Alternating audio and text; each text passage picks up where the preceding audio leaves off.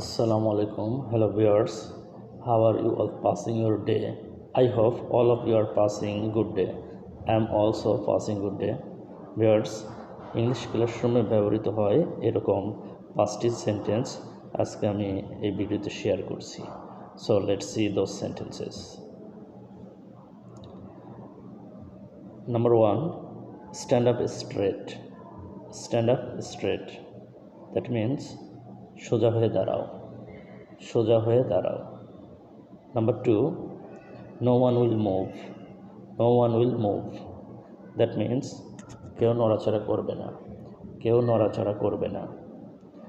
Number 3, no one will talk.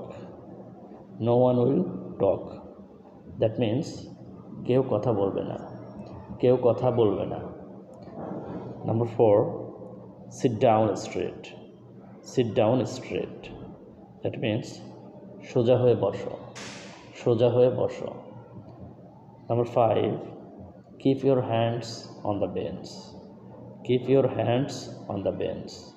That means বেঞ্চের উপরে তোমার হাত রাখো, বেঞ্চের উপরে তোমার হাত রাখো।